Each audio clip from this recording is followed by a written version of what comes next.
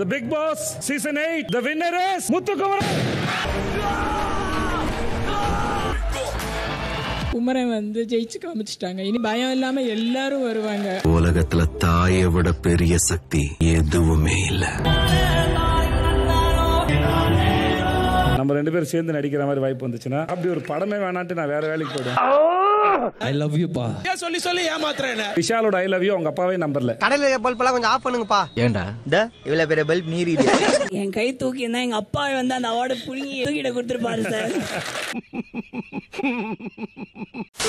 வணக்கம் my dear zone mates, welcome to Shafi zone. நான் உங்க ஷஃபி அண்ட் இன்னைக்கு நம்ம பார்க்க போறது பிக் பாஸ் சீசன் 8 உடைய கிராண்ட் ஃபினாலேயோட review. Bigg Boss season 8 grand finale.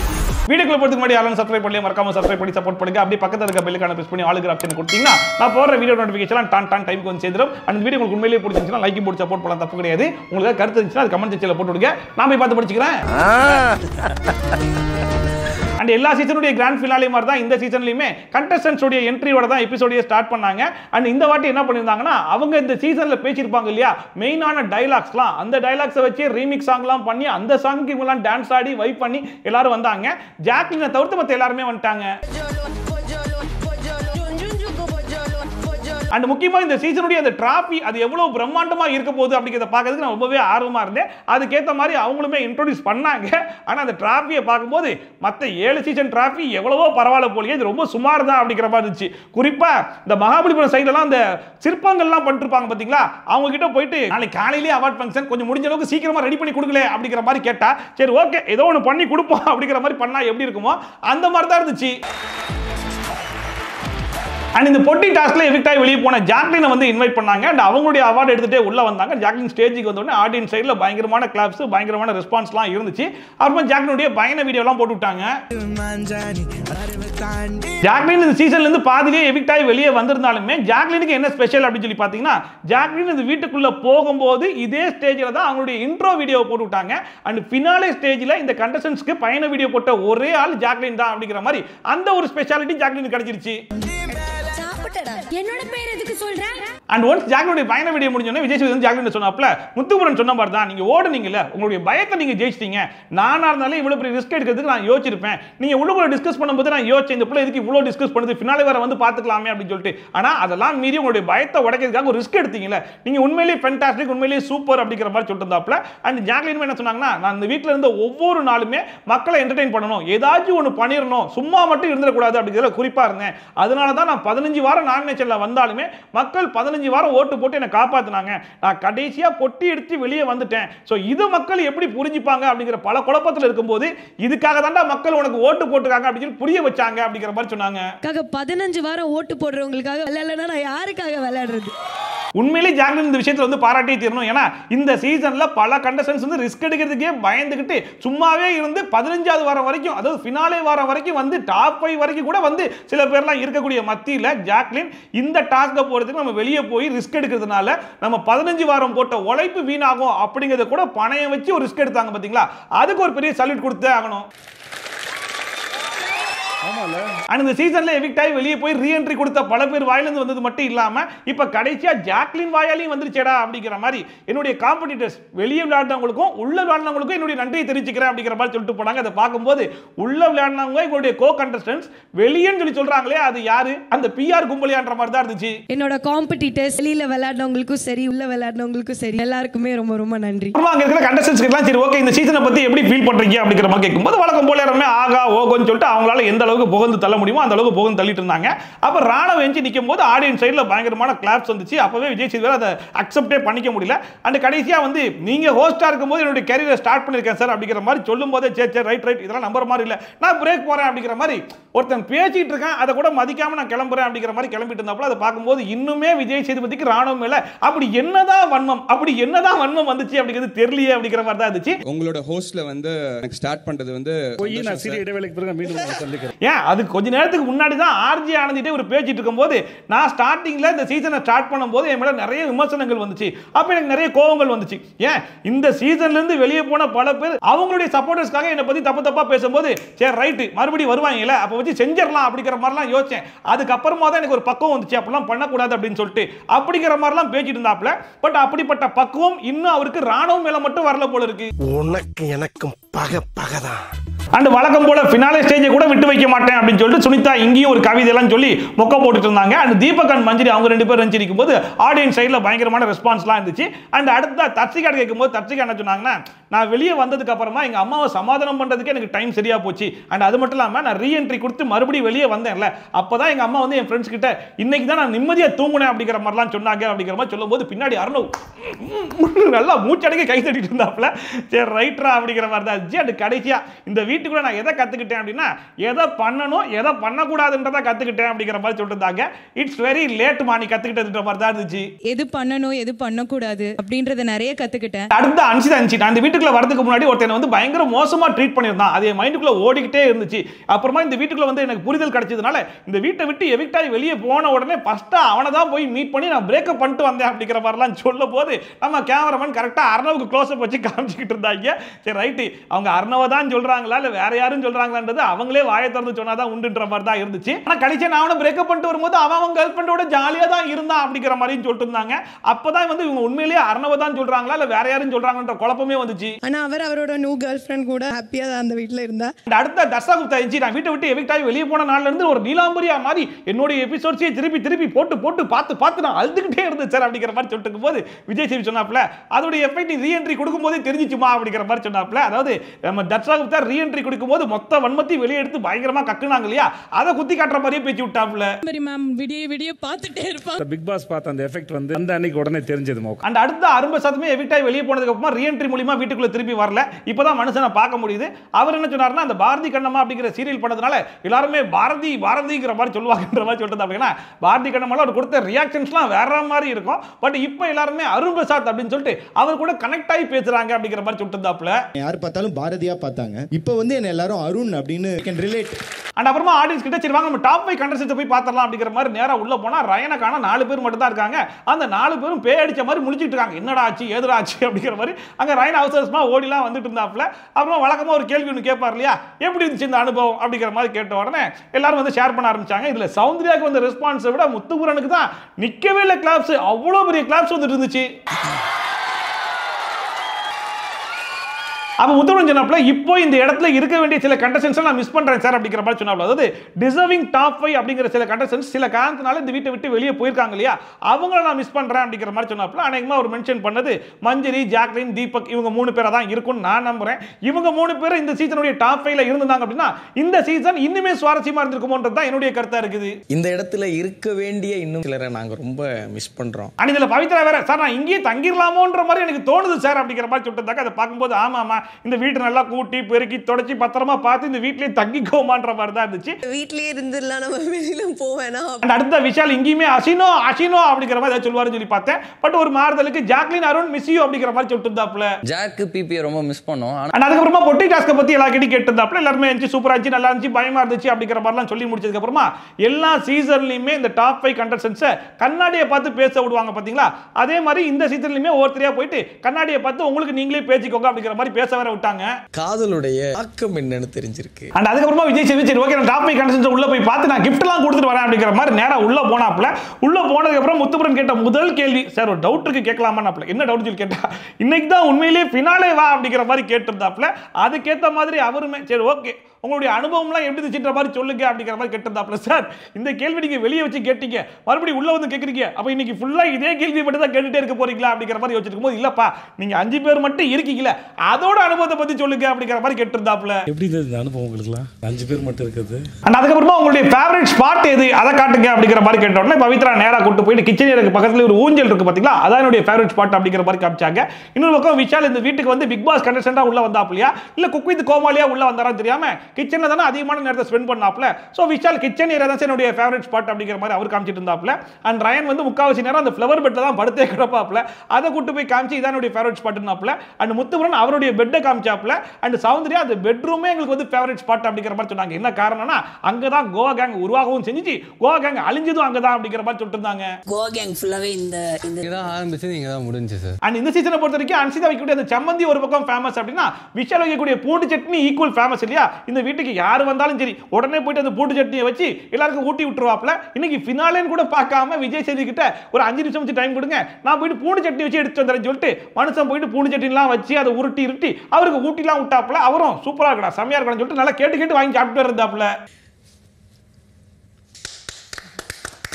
And இதுக்கு முந்தின சீசன்லாம் கமல் சார் என்ன பண்ணுவார்னா ஒரு பேச்சு வாக்கில் கேட்பாப்ல, சரி ஓகே நீங்கள் வெளியே போனீங்கன்னா முதல் காரியமாக என்ன பண்ணுவீங்க அப்படிங்கிற மாதிரி கேட்கும்போது, நான் லாங் டிரைவ் போகலான்ற மாதிரி இருக்கேன், இல்லை நான் வந்து ஒரு இடத்துக்கு போகணுன்ற மாதிரி இருக்கேன், என்னுடைய ஃபேவரட் ஸ்பாட்டுக்கு போகணுன்ற மாதிரி இருக்கேன், அந்த மாதிரி நிறைய விஷயங்கள் வந்து சொல்லுவாங்க. அதுக்கு ஏற்ற மாதிரி கமல் சார் பர்சனலாக சில கிஃப்ட்டை வந்து கொடுப்பாப்ல. பட் இந்த வாட்டி எப்படி இருந்துச்சுன்னு சொல்லி பார்த்தீங்கன்னா, எல்லாருக்குமே ஒரு ஃபோட்டோ ஃப்ரேமு, அந்த ஃபோட்டோ ஃப்ரேமில் அவங்களுடைய பெஸ்ட் பெர்ஃபார்மன்ஸை பிளாக் அண்ட் ஒயிட்டில் வச்சு அதில் விஜய் சேதுபதி அவருடைய வாழ்த்துக்களை எழுதி அந்த ஃபோட்டோ வந்து கிஃப்டாக வந்து கொடுத்தாப்ல. ஸோ அந்த மாதிரி பவித்ராக்கு வந்து அரசன் அரசி டாஸ்க்ல இந்த வயசானவங்க கெட்டப் ஒன்று போட்டிருப்பாங்க இல்லையா, ஸோ அந்த கெட்டப் போட்ட போட்டோ இருந்துச்சு. அண்ட் விஷாலுக்கு வந்து இந்த போன் டாஸ்க் வரும்போது சாப்பாடு முடிஞ்ச அளவுக்கு தின்னுப்பார் இல்லையா, அந்த போட்டோ இருந்துச்சு. போட்டோ ரொம்ப பிடிக்கும். அண்ட் அடுத்த சௌந்தர்யா வந்து ஸ்கூல் டாஸ்க்ல ஸ்கூல் யூனிஃபார்ம் போட்டுருப்பாங்க பாத்தீங்களா, அதை கிஃப்ட் பண்ணிட்டு அதுக்கு என்ன ரீசன் சொன்னார்னா, உங்களுக்குள்ள ஒரு குழந்தைத்தனம் இருக்கு, அதை விட்டுறாதம்மா அப்படிங்கிற மாதிரி சொல்லிட்டு இருக்கும்போது அப்படிங்கிற மாதிரி ரியாக்ஷன்லாம் காமிச்சிட்டு இருக்கும்போது, நீ பாருமா அதை மட்டும் வச்சு ஒப்பிச்சிட முடியாது, அதையும் ஞாபகத்தில் வச்சுக்கோ அப்படிங்கிற மாதிரி கவுண்டர் கொடுத்து விட்டாப்ல. ஆனா அதை மட்டும் வச்சுட்டு ஒப்பேத்த முடியாது. அண்ட் அடுத்த ரயனுக்குமே அரசன் அரசி டாஸ்க்ல மந்திரி வேஷம் வந்து போட்டிருப்பார் இல்லையா, அந்த போட்டோ வந்து கிஃப்ட் பண்ணாப்ல. ஆனா ரயன் இந்த வீட்டில் எது பண்றதை கூட நம்ம அக்செப்ட் பண்ணிக்கலாம், ஆனா கடைசியில் கிஸ் கொடுக்குறேன்னு ஒன்று பண்ணுவார் பாத்தீங்களா, அதை மட்டும் தான் அக்செப்ட் பண்ணிக்க முடியாதுன்ற மாதிரி இங்கே அந்த கிஸ்ஸை கொடுத்துட்டு போனாப்ல. பின்னால மட்டும் மொத்தமா ஒரு 30 கிஸ் அந்த மாதிரி கொடுத்திருப்பாருன்னு நினைக்கிறேன். Okay, I love you. And கடைசியா முத்துகுமரனுக்கு ஆடியோ ஆட்டம் என்ன அப்படிங்கிற டாஸ்க்ல இவருக்கு கொடுத்திருக்க ரோலே வந்து விஜய் சேது ரோலை வந்து கொடுத்திருப்பாங்க. அவ விஷாலுடைய டர்ன்ல விஷால் டான்ஸ் ஆடிட்டு இருக்கும்போது ஒரு ஆப்போசிட் சைடுல உட்கார்ந்துட்டு இந்த கொம்பெல்லாம் வச்சிருந்திருப்பாப்ல, அந்த போஸ்டே போட்டோ எடுத்து வந்து கிஃப்ட் பண்ணாப்ல. ஒன்ஸ் கிஃப்ட் எல்லாம் முடிச்சதுக்கு அப்புறம் சரி ஓகே வெளியே வாங்க, உங்களுக்கு ஒரு சர்ப்ரைஸ் காத்திருக்கு அப்படிங்கிற மாதிரி வெளியே கூட்டு வந்து ஒரு 5 பாக்ஸ் எல்லாம் வச்சிருந்தாங்க. ஸோ அந்த பாக்ஸ்க்குள்ள எதுவும் இருக்க போது போலக்கு ரொம்ப ஆவலா காத்துட்டு இருக்கும் போது அந்த பாக்ஸை ஓப்பன் பண்ணி பார்த்தா அதுக்குள்ளேயும் போட்டோஸ் தான் இருக்குது. சரி ஓகே இந்த போட்டோஸ் எல்லாம் நீங்க பார்த்துட்டு இருங்க, நான் கிளம்புறேன், இதுக்கப்புறமா ஒரு எவிக்ஷன் இருக்கு அதுக்கும் ரெடி ஆயிருங்க அப்படிங்கிற மாதிரி சொல்லிட்டு கிளம்பிட்டாப்ல. என்ன நடக்க போகுது, எவிக்ஷன் யாருங்கிறது பிக் பாஸ் உங்களுக்கு வழி நடத்துவார். அண்ட் முக்கியமா டாப் 5 கண்டஸ்டன்ட்ஸ் உடைய எவிக்ஷன் கொஞ்சம் டிஃபரெண்டாவும் கொஞ்சம் கிரியேட்டிவா இருந்தா தான் பார்க்கிறதுக்கு நமக்கு கொஞ்சம் இன்ட்ரெஸ்டிங்கா இருக்கும். ஈவன் இதுக்கு முன்னாடி வந்து நம்ம தாமராக்காவுடைய எவிக்ஷன்லாம் பாத்தீங்க அப்படின்னா ஒரு ஆக்டிவிட்டி ரூம்ல கொண்டு போய் விட்டுருப்பாங்க, அதுக்குள்ள வந்து ஒரு 20 பேர் 30 பேர் டான்ஸ் ஆடிட்டு இருப்பாங்க. அப்போ வந்து லைட்லாம் ஆஃப் பண்ணிட்டு லைட்டை ஆன் பண்ணும்போது பார்த்தா தாமரக்கா மட்டும் இருக்க மாட்டாங்க, மீதி 4 பேர் இருப்பாங்க. ஸோ அப்படி ஒரு எவிக்ஷன் பண்ணிருப்பாங்க. என்னடா இது தூக்கிட்டாங்களா அப்படிங்கிற மாதிரி அவங்களுக்குமே ஷாக்கிங்கா இருக்கும், வெளியிருந்து பார்க்குற நமக்குமே ஓ இவங்களை தூக்கிட்டாங்களா அப்படிங்கிற மாதிரிலாம் இருக்கும். பட் இந்த வாட்டி என்ன பண்ணியிருந்தாங்க அப்படின்னா 5 கொடி, அந்த கொடியை வந்து இழுங்க, அதுல இருந்து பேப்பர் விழும், அந்த பேப்பரை திறந்து பாருங்க, அதுல யார் பேர் இருக்கோ அவங்க தான் எவிக்டட்ன்ற மாதிரி சொல்லும்போது அந்த மாதிரி எல்லாருமே இழுத்தாங்க. அந்த பேப்பரை ஓபன் பண்ணி பார்க்கும்போது அதுல ரயன்ற பேர் இருந்துச்சு. ஸோ ரயன் தான் 5th பிளேஸ்ல எவிக்ட் ஆயிருக்காப்ல. சீக்கிரம் வந்துடுறேன். அண்ட் ஜாக்லின் எவிக்ஷன்ல இருந்து யாருடைய டிராஃபியும் உடைக்க வேணாம் அப்படிங்கிற மாதிரி ஒரு டிசிஷன்ல இருந்தாங்க போல இருக்கு. அதனால ரயனுடைய டிராஃபியும் உடைக்க வேணாம், நீங்க அப்படியே எடுத்துட்டு போலாம்ப்பா அப்படிங்கிற மாதிரி சொல்லிட்டாங்க. அண்ட் ரயன் வீட்டை விட்டு வெளியே போகும்போது அந்த கன்றாவியான கிஸ்ஸை கொடுத்து தான் வெளியே போனாப்ல. அங்கேருந்து நேரா ஸ்டேஜுக்கு போனதுக்கு அப்புறம் அந்த கன்றாவியான கிஸ் தான் கொடுத்து ஆரம்பிச்சாப்ல.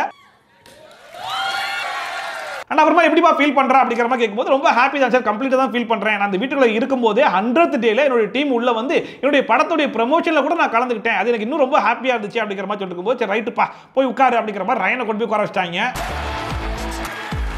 வழக்கமா நான் தான் கேள்வி கேட்டே இருப்பேன், இப்போ நீங்க என்கிட்ட கேள்வி கேட்கறதா கேட்கலாம் அப்படிங்கிற மாதிரி கண்டஸ்டன்ஸ் சொன்ன உடனே ஃபர்ஸ்டா டச்சா குத்தா இருந்துச்சு. இந்த சேஃப் கேம் சொல்லி சொல்றாங்களே, அதை பத்தி நீங்க என்ன சார் நினைக்கிறீங்கன்னு சொல்லி கேட்கும்போது நீதாமா அப்படிங்கிற மாதிரி சொல்லிட்டாப்ல. ஏன்னு சொல்லி கேட்டா நீ அர்ணவெல்லாம் வீட்டில் இருக்கிற வரைக்கும் நல்லா சேஃபா ஆடிட்டு வெளியே வந்து வன்மத்தை கட்டினீங்களே அதை தான் சொல்றேன் அப்படிங்கிற மாதிரி சொல்லிட்டு அது உங்களுக்கு மட்டும் இல்லாமா எனக்குமே நடக்கும். ஏன்னா நானே சில விஷயங்கள்லாம் பேசிட்டு டேரக்டர் சட்டை போயிட்டு அதெல்லாம் கட் பண்ணிருக்கேன் அப்படிங்கிற மாதிரிலாம் சொல்லுவேன், அது நடக்கக்கூடிய விஷயம் தான். எல்லாருமே ஜெஃப்ரி சத்யா மாதிரி இருந்துட முடியுமா அப்படிங்கிற மாதிரி சொன்னாப்ல. அதாவது ஜாக்லினுடைய எவிக்ஷன் அப்போ ஜெஃப்ரியும் சத்யாவும் என்னென்ன வேலைகள்லாம் பார்த்தாங்க அப்படிங்கிறத இவரும் பார்த்திருப்பார் போல இருக்கு, அதை குத்தி காட்டுற மாதிரி பேசிட்டு இருந்தாப்ல. எல்லாரும் சத்யா மாதிரியோ ஜெஃப்ரி மாதிரியோ இருந்துட முடியாது. And அடுத்த ஜாக்லின் கேள்வியில கூட நான் ஃப்ரெண்ட்ஷிப்பை விட மாட்டேன் அப்படின்னு சொல்லிட்டு இந்த வீட்டுக்குள்ள ஃப்ரெண்ட்ஷிப்ன்ற பாண்டு கண்டிப்பா கிரியேட் ஆக தான் சார் செய்யும். ஏன்னா 105 நாள் இந்த வீட்டுக்குள்ள இருக்கும். அப்படி இருக்கும்போது சில பேருக்கு வந்து அந்த ஃப்ரெண்ட்ஷிப் ஓகேவா இருக்கு, சில பேருக்கு நாட் ஓகேவா இருக்கு. உங்களை பொறுத்த வரைக்கும் எப்படி சார், நீங்க வீட்டுக்குள்ள இருந்தா எப்படி இருப்பீங்க அப்படின்னு கேட்கும்போது அவர் அப்படியே சுத்தி வளைச்சி வந்து ஃப்ரெண்ட்ஷிப் இருக்கிறது ஓகே தான், ஆனா அது கேம்குள்ள வரக்கூடாது அப்படிங்கிறத நாசுக்கா சொன்னாப்ல. இவங்க தான் ஃப்ரெண்டோட இருப்போம், நம்ம கரெக்டா அப்படி சொல்ல முடியாதுன்னு நான் நினைக்கிறேன். அண்ட் அடுத்த ரியா என்சி உங்களுடைய hosting Kamal sir hosting compare பண்ணி நிறைய விமர்சனங்கள்லாம் வந்துச்சு. நீங்க ஒரு சில கண்டஸ்டன்ஸ்க்கு ஃபேவர் பண்ணி சப்போர்ட் பண்றீங்க அப்படிங்கிற மாதிரிலாம் சொன்னாங்க. நீங்க உண்மையிலேயே சப்போர்ட்லாம் பண்ணீங்களா அப்படின்னு கேட்கும்போது நான் யாருக்கும் சப்போர்ட்லாம் பண்ணலாமா, ஏன் நான் விஷாலுக்கு சப்போர்ட் பண்ணேன் அப்படிங்கிற மாதிரிலாம் சொன்னாங்க. அவன் சௌந்தர்யா பத்தி சில விஷயங்கள்லாம் பேசினதுக்கு நான் அதை எப்படி ஹேண்டில் பண்ணணுமோ அப்படிதான் ஹேண்டில் பண்ணணும்னு நினைச்சேன், அதுக்காக நான் விஷாலுக்கு சப்போர்ட் பண்ணேன் அப்படிங்கிற மாதிரிலாம் வந்துராது அப்படிங்கிற மாதிரி சொல்லிட்டு இருந்தாப்ல. விஷாலு கூட நான் சப்போர்ட் பண்றேன் முன்னாடி சொன்னாங்க. அண்ட் அடுத்த மறுபடியும் ராணவ் என்சி ரெண்டு உடனே ஆடியன்ஸ் சைடுல பயங்கரமான கிளாப்ஸ் எல்லாம் பண்றாங்க. மறுபடியும் விஜய் சேதுக்கு பயங்கரமான கோபம்லாம் வந்துருது. அது என்ன சொல்றாப்ல, சௌந்தர்யா பியரை பத்தி எல்லாரும் பேசினாங்களே, ராணவ் பியரை பத்தி யாரும் பேசவே இல்லை போலியே அப்படின்னு சொல்லிட்டு பிஆர்ன்ற விஷயத்தை எடுத்து வந்து பேசாதீங்கன்னு இவர் தான் சொன்னாப்ல. கடைசியில் இவரே பிஆர் எடுத்து வந்து பேசுறாப்ல. ஆனா ராணவன் வரும்போது மட்டும் ஏன் இவருக்கு ராணவ் மேல இவ்வளோ வன்மம் இவ்வளோ கோவம், இன்னும் அந்த கோவம் விட்டு போக மாட்டுதா, இரிட்டேட்டிங்கா இருக்கு அப்படிங்கிற மாதிரி ராணவ் சொன்னார் இல்லையா விஜய் சேது பார்த்து, அதை மைண்டுக்குள்ள வச்சுட்டு தான் இன்னும் பழி வாங்கிட்டு இருக்காரோ அப்படிங்கிற மாதிரி தான் இருந்துச்சு. அப்ப ராணவ் சொன்னாப்ல நான் தான் அக்செப்ட் பண்ணிட்டேன் சார், என்னுடைய ஃப்ரெண்ட்ஸ் வெளியே பிஆர் பண்ணிட்டு தான் இருந்தாங்க சார் அப்படிங்கிற மாதிரி சொல்லிட்டு கேள்விக்கு வந்தாப்ல. அதாவது இந்த வீட்டில் எங்க கிட்ட இருந்து நீங்க என்ன சார் கத்துக்கிட்டீங்க அப்படின்னு சொல்லி கேட்கும்போது கூட ராணவ் கேட்ட கேள்விக்கான பதில சொல்லாம மறுபடியும் போட்டு ராணவ தான் அட்டாக் பண்ணிட்டு இருக்காப்ல. என்னதான் கேள்வி கேட்டாலும் நம்ம பொறுமையா ஹேண்டில் பண்ணணும் அப்படிங்கிறத நான் கத்துக்கிட்டேன், புடிக்காட்டா கூட பேசி தான் ஆகணும்ன்றதையும் நான் கத்துக்கிட்டேன். அதாவது குழப்பத்தை உருவாக்குறதுக்கு ஆள் தேவை, அதை கொஞ்சம் கியூட்டா பண்ணா போதுன்றதையும் கத்துக்கிட்டேன், உண்மை சொல்ற மாதிரியே மூஞ்ச வச்சுக்கணும் அப்படிங்கிறதெல்லாம் கத்துக்கிட்டேன் அப்படிங்கிற மாதிரி ராணவ் மேல இதுக்கு முன்னாடி என்னென்ன விமர்சனங்கள்லாம் வச்சாப்லையோ அதையே எடுத்து நான் கத்துக்கிட்டேன்ற மாதிரி அவரை போட்டு அட்டாக் பண்ணிட்டு இருக்காப்ல. அப்புறம் நீங்க எல்லாம் என்ன பண்ணாலும் உங்ககிட்ட பொறுமையா ஹேண்டில் பண்ற பழக்கத்தை எனக்கு கொடுத்துருக்கு சார். ஆனா இதெல்லாம் கூட பரவாயில்ல, கடைசியா ஒன்று சொன்னாரு பாருங்க, ஒருவேளை ஃபியூச்சர்ல நானும் ராணவும் சேர்ந்து படம் பண்ற மாதிரி ஒரு விஷயம் வருது அப்படிங்கிற மாதிரி சொல்லும்போது ஆடியன்ஸ் சைடுல சூப்பர்பா சூப்பர்பா செமப்பா சொல்லிட்டு எல்லாம் கிளாப் பண்ண ஆரம்பிச்சிட்டாங்க. இரியா அப்படிப்பட்ட ஒரு படமே தேவையில்லைன்னு தூக்கி எறிஞ்சிட்டு அம்மாடு போயிருவேன் அப்படிங்கிற மாதிரி சொல்லிட்டு இருந்தாப்ல. அதை பார்க்கும்போது நம்ம ரெண்டு பேரும் சேர்ந்து நடிக்கிற மாதிரி வாய்ப்பு வந்துச்சுன்னா அப்படி ஒரு படமே வேணான்ட்டு நான் வேற வேலைக்கு போயிடுவேன். இவர் மற்றவங்களுக்குலாம் அட்வைஸ் பண்றாரு இல்லையா, ஏன் இவ்வளவு வன்மம், ஏன் இவ்வளவு கோவம், அதெல்லாம் விட்டுறலாமே தேவையில்லையே அப்படின்னு சொல்லிட்டு அதை இவருக்கே சொல்லிட்டா கொஞ்சம் நல்லா இருக்குமோ அப்படிங்கிற மாதிரி தான் இருக்கு. ஏன்னா ஒருத்தனை இன்சல்ட் பண்ணலாம், ஆனா இவ்வளவு தூரம் இறங்கி வந்து இன்சல்ட் பண்ணணுமான்னு சொல்லி கேள்வி இருக்கு இல்லையா, அந்த கேள்விக்கான பதில அவர் சொன்னாதான் தெரியும். ஆனா கண்டிப்பா பெரிய ஆளா வருவார். அண்ட் அடுத்த தீபக் ஒரு கேள்வி கேட்டாப்ல, அதாவது எங்களுக்குலாம் நாமினேஷன் ஃப்ரீ பாஸ்ங்கிற மாதிரி ஒரு பாஸ் கிடைக்கும், அதே மாதிரி உங்களுக்கு ஒரு பவர் கிடைக்குது, அந்த பாஸ் மூலமா நீங்க எவிக்ட் ஆன கண்டஸ்டன்ட்டை மறுபடியும் கேம்குள்ளேயே கொண்டு வர முடியும் அப்படின்னா யாரை கொண்டு வருவீங்க அப்படிங்கிற மாதிரி கேட்டதுக்கு அதுக்கான பதிலை விட்டுட்டு நான் எல்லாரையும் பத்தியும் சொல்றேன் அப்படின்னு சொல்லிட்டு வரிசையா ஒவ்வொருத்தரை பத்தியும் சொல்லிட்டு இருக்காப்ல. ஒவ்வொருத்தரும் எனக்கு ஒரு பதில் இருக்கு, இவர் நல்லா பிளான் போடுவார் சார். அண்ட் அப்புறமா அடுத்த எவிக்ஷன் வந்து ஸ்டார்ட் பண்ணாங்க. அதான் இருக்கிறதுலே பயங்கர கிரியேட்டிவா பயங்கர இன்ட்ரெஸ்டிங்கா இருந்துச்சுன்னா பாத்துக்கோங்களேன், ஒரு 4 பூத் ஆக்டிவிட்டி ரூம்ல போட்டு ஒவ்வொரு பூத்லயும் ஒரு ஆளை உட்கார வச்சு ஒரு 4 பக்கத்துக்கு கதையை கொடுத்து படிக்க சொல்றாங்க. இவங்களும் படிக்கிறாங்க படிச்சு முடிச்சு கடைசி பேஜுக்கு வரும்போது தான் யார் எவிக்டட்ன்றதே தெரியும் அப்படிங்கிற மாதிரி சொல்லிட்டு முயல் வந்து எவிக்டட் அப்படிங்கிற மாதிரி சொன்னாங்க. அந்த முயல் யாருன்னு சொல்லி பார்த்தா அந்த முயலே நீதான் அப்படிங்கிற மாதிரி பவித்ராவுடைய கடைசி பேஜில் இருந்ததுனால பவித்ரா எவிக்டனா. இந்த கதையில முயல் நீங்க தான். சோ இந்த சீசனுடைய டாப் 4ல பவித்ரா எவிக்ட் ஆகி வெளியே போயிருக்காங்க. டாப் 3ல இன்னுமே விஷால் இருக்கார். சோ எப்பேற்பட்ட சீசன் பாத்துக்கோங்க. அண்ட் இப்போ கூட பவித்ரா எவிக்ட் ஆகி வெளியே போகும்போது வீட்டை நல்லா சுத்தமா வச்சுக்கோங்கடா அப்படிங்கிற மாதிரி தான் சொல்லிட்டு போனாங்க. பிக் பாஸ் வீட்டை ரொம்ப மிஸ் பண்ணுவேன், கொஞ்சம் சுத்தமா வச்சுக்கோங்க. அண்ட் அங்கேயிருந்து நேரா ஸ்டேஜுக்கு போனோடனே என்னமா இதை எதிர்பார்த்தீங்களான்னு சொல்லி கேட்கும்போது ஆமா சார் எதிர்பார்த்தேன் அப்படிங்கிற மாதிரி சொல்லுவாங்கன்னு சொல்லி பார்த்தா இல்லை சார் அப்படின்னாங்க. எனக்கு பார்த்துட்டு என்னது இல்லையா அப்படி டைட்டில் வின் பண்ணுவன்ற மாதிரி யோசிச்சாமா, அதாவது வீடை கிளீன் பண்ணி சுத்தம் பண்ணியே ஒருத்தர் டைட்டில் வின் பண்ணிட்டான் அப்படின்னா அப்புறம் இதுக்கப்புறம் போறவன் அம்புட்டு பேரும் வீட்டை மட்டுமே தொடச்சி இடிச்சு சுத்தமாக வச்சுக்கிட்டா மட்டும் போதும், நம்மளுக்கு டைட்டில் கொடுத்துருவாங்கன்னு சொல்லி போயிடுவாங்களாமா. பவித்ரா இருக்கிற கான்ஃபிடன்ஸ் தான் நம்மளுக்கு தேவைடா அப்படிங்கிற மாதிரி எனக்கு தோணுச்சு. எதிர்பார்த்தீங்களா? இல்ல சார். அவ விஜய் சேதுபதி பவித்ரா சொல்லிட்டாப்ல, எப்படி பவித்ரா இவ்வளவு நாள் இந்த வீட்டில் இருந்தாங்க அப்படிங்கிற கேள்வி வெளியே இருக்குது, ஏன் பவித்ரா இப்போ இந்த வீட்டை விட்டு வெளியே வந்தாங்க அப்படிங்கிற கேள்வி இருக்கு. இந்த 2 கேள்விக்கு என்ன பதில் சொல்லி கேட்கும்போது ஒரே பதில் தான் சார், ரொம்ப பொறுமையா இருந்துட்டேன் சார், அதான் சார் பதில் அப்படிங்கிற மாதிரி சொல்லி முடிச்சிட்டாங்க. ரொம்ப பொறுமையா இருந்துட்டேன். அப்புறமா வழக்கம் போல தான் டாப் 5 கண்டஸ்டன்ஸ் வந்து கரண்ட் முன்னாடி பேச விடுவாங்க. அப்புறம் டாப் 3 ஆனதுக்கு அப்புறமா அந்த அவார்டை காமிச்சு அந்த அவார்டு கிட்ட கொஞ்ச நேரம் பேசுங்கன்னு சொல்லிட்டு அவார்டு கிட்டையும் பேச விடுவாங்கல்ல, அந்த மாதிரி அவார்டு கிட்ட பேச விட்டாங்க. என் உழைப்பின் மேல சத்தியம். அப்புறமா இந்த சீசன்ல நமக்கு இவங்கெல்லாம் ஓரளவுக்கு டிசர்விங்கான கண்டஸ்டண்டா இருந்திருக்காங்க. இவங்கெல்லாம் இருந்ததுனால இந்த ஷோக்கு சில இம்பாக்டை கிரியேட் பண்ணிருக்கு அப்படிங்கிற மாதிரி தோணும் பாத்தீங்களா. அந்த மாதிரி ஆட்களை பிக் பாஸ் டீமே பிக் பண்ணி ஒவ்வொருத்தருக்கும் ஒரு அவார்டு வந்து கொடுத்திருந்தாங்க. அதுல தீபக் வந்து கேப்டன் ஆஃப் த சீசன் அப்படிங்கிற மாதிரி கொடுத்துருந்தாங்க. அது கேப்டன் ஆஃப் த சீசன் இல்லை, இந்த பிக் பாஸ் ஹிஸ்ட்ரி அப்படிங்கிற மாதிரி பிக் பாஸே ஆல்ரெடி ஒரு அவார்டு கொடுத்துட்டாப்ல. ஸோ தீபக் கொடுத்த அவார்டு வந்து ரொம்பவே பொருத்தமாக இருந்துச்சு. அண்ட் ஆனந்திக்கு வந்து மாஸ்டர் ஸ்ட்ராட்டஜிஸ்ட் அப்படிங்கிற மாதிரி கொடுத்தாங்க. அதை பார்க்கும்போது ஆனந்தி ஒன்றும் அந்த அளவுக்கு பயங்கரமான ஸ்ட்ராட்டஜிலாம் இந்த வீட்டில் போடவே இல்லையே, பயங்கரமான மேனிப்புலேஷன்லாம் பண்ணாங்க. மாஸ்டர் ஆஃப் மேனிப்புலேஷன் அப்படிங்கிற மாதிரி சொல்லியிருந்தா கூட கொஞ்சம் பொருத்தமாக இருந்திருக்குமோ அப்படிங்கிற மாதிரி தான் இருந்துச்சு. பட் ஆனந்தி கூட இந்த சீசனை பொறுத்த வரைக்கும் ஓரளவுக்கு இம்பாக்ட்ஃபுல்லான ஒரு பிளேயர் அப்படிங்கிறதுல எந்த விதமான மாற்று கருத்தும் இல்லை. Master strategist Anandhi. அண்ட் அடுத்த ராணவுக்கு வந்து அட்டென்ஷன் சீக்கர் அப்படிங்கிற அவார்டை வந்து கொடுத்தாங்க. ஏன்னா இந்த சீசனில் அந்த மனுஷனே ரொம்ப ஓப்பனாகவே சொல்லிட்டாப்ல, எனக்கு அட்டென்ஷன் கிடைக்கணும், அந்த அட்டென்ஷன் கிடைக்கிறதுக்காக அந்த விஷயத்தெல்லாம் பண்ணுறேன் அப்படிங்கிற மாதிரி. ஸோ அதே ஒரு அவார்டாகவும் கொடுத்துட்டாங்க. அண்ட் இப்பயுமே விஜய் சேதுபதி குழப்பத்தை உருவாக்குறதுக்கு ஒரு ஆள் வேணும்ல அப்படிங்கிற மாதிரி ஆரம்பிச்சாப்ல. ஏன் சார் அப்படின்னு கேட்கும்போது, ஏய் நான் உனக்கு முன்னாடி தூரம் பேசுறேன் அப்படின்னா உண்மையில கூடிய பாசண்டா, யார் மேலே அதிகமான பாசம் இருக்கோ அவங்க கிட்ட தான் வம்பிழுக்க முடியும் அப்படிங்கிற மாதிரி சொல்லி இவ்வளவு நேரம் காமிச்ச வன்மத்தெல்லாம் குழி தோண்டி போச்சு விட்டாப்ல. நமக்கு யாரை பிடிச்சிருக்கோ அவங்க தான் கிண்டலும் கேள்வி பண்ணுவோம். அண்ட் அடுத்த டாஸ்க் பீஸ்ட் அப்படிங்கிற அவார்டை வந்து அஃப்கோர்ஸ் ரயனுக்கு தான் கொடுத்தாங்க. அண்ட் கேம் சேஞ்சர் அப்படிங்கிற அவார்டை வந்து மஞ்சரி கொடுத்தாங்க. கேம் சேஞ்சர் யாரு? மஞ்சரி. அண்ட் அப்புறமா விஜய் சேதுபதி ஜாக்லின் கிட்ட நான் உங்ககிட்ட ஒரு விஷயம் சொல்லுவேன், சரி வேணாம் நீ வெளியே வந்து பார்த்து தெரிஞ்சுக்கோமா அப்படிங்கிற மாதிரி சொல்லும்போது ஜாக்லின் சொல்லிட்டாங்க, சார் நான் வெளியே வந்து பார்த்துட்டேன் சார் அப்படின்னு சொல்லிட்டேன்னா, ஜாக்லினுடைய எவிக்ஷன் அப்போ சத்யாவும் ஜெஃப்ரியும் ரெஸ்ட் ரூமுக்கு வெளியே போயிட்டு சிரிச்சிட்டு இருந்திருப்பாங்க. அந்த இடத்துல அவங்க சிரிச்சதுக்கான ரீசன் வந்து ஜாக்லினுடைய எவிக்ஷன் கிடையாது. ஜாக்லினுடைய எவிக்ஷனுக்காக எல்லாருமே வந்து நடிக்கிறாங்க, அழுகிற மாதிரி ஒரு ஆக்ஷனை போடுறாங்க அப்படிங்கிறதுக்காக. சரி ஓகே, அங்கே ஒரு ஜஸ்டிஃபிகேஷன் கொடுக்குறாங்க. ஆனால் ஜாக்லின் எவிக்ட் ஆகி வெளியே போய் எல்லாரும் ஃபீல் பண்ணிட்டு இருக்கும்போது கிச்சன் ஏரியாவில் இருந்துகிட்டு டான்ஸ் ஆடி செலிப்ரேட் பண்ணாங்களே, அதை எந்த இடத்துல ஜஸ்டிஃபை பண்ணுவாங்கன்றது தெரியல. அப்போ ஜாக்லின் சொன்னாங்க, தலை நின்று அடிக்கிறத பார்த்துருக்கேன் சார், ஆனால் கூட இருந்து அடிக்கிறத நான் இப்போ தான் சார் பார்க்குறேன் அப்படிங்கிற மாதிரி சொல்லும்போது விஜய் சேதுபதி சொன்னா, நீ தப்பா புரிஞ்சுக்கிட்டமான்னு சொல்லும்போது, ஆமா சார் இவ்வளவு நாள் நான் தப்பா தான் புரிஞ்சுக்கிட்டேன் அப்படிங்கிற மாதிரி அதுக்குமே கவுண்டர் கொடுத்தோன்னே சத்யா எஞ்சி கிளாரிஃபை கொடுக்குறான். இங்க பாருமா, நான் வந்து அதுக்காக பண்ணல, நான் வந்து மத்தவங்க எல்லாம் ஆக்ட் பண்றாங்கன்றதுக்காக தான் பண்ணோம், ஒருவேளை உங்களுக்கு ஹர்ட் ஆயிடுச்சுன்னா சாரிமா அப்படிங்கிற மாதிரி சாரியும் கிட்ட இருக்காப்ல. ஆமா சார், இவ்வளவு நாளா தப்பா புரிஞ்சிட்டு இருந்தேன், இப்போ கரெக்டா. நீ போன நாள நான் கொண்டாடல. ஜாக்லின் பிக் பாஸ் வீட்டுக்குள்ள வரும்போது சூப்பர்ன்ற வார்த்தையை என்னால கேட்கவே முடியல சார். இந்த சூப்பர்ன்ற வார்த்தையை கேட்கறதுக்காக தான் நான் இந்த வீட்டுக்குள்ளேயே வந்திருக்கேன் அப்படிங்கிற மாதிரி சொல்லியிருப்பாங்க. ஸோ அதுக்காகவே சூப்பர் ஸ்ட்ராங் அப்படிங்கிற அவார்டை வந்து ஜாக்லின் கொடுத்தாங்க. ஜாக் நீங்க வாங்க, சூப்பர் ஸ்ட்ராங். மோஸ்ட்லி இந்த சீசனுக்கு வந்து கண்டென்ட்டை கான்ட்ரிபியூட் பண்ணது, ஒரு இம்பாக்டை கிரியேட் பண்ண கண்டஸ்டன்ஸ் எல்லாருக்குமே அவார்டை கொடுத்துட்டாங்க. அருணை மட்டும் மிஸ் பண்ணிட்டாங்களோ அப்படிங்கிற மாதிரி எனக்கு தோணுச்சு. அண்ட் அப்புறமா பிக் பாஸ் டாப் 3 கண்டஸ்டன்ஸ் கிட்ட உருக பேசினாப்ல. சரி ஓகே எல்லாருமே கிளம்பி இப்போ கார்டன் ஏரியாக்கு வாங்கன்னு சொல்லி வந்து நிற்க வச்சு வீட்டில் இருக்கிற எல்லா லைட்டையும் ஆஃப் பண்ணிட்டு ஓகே நான் கிளம்பிக்கிறேன்ப்பா அப்படின்னு சொல்லிட்டு பிக் பாஸும் கிளம்பிட்டாப்ல.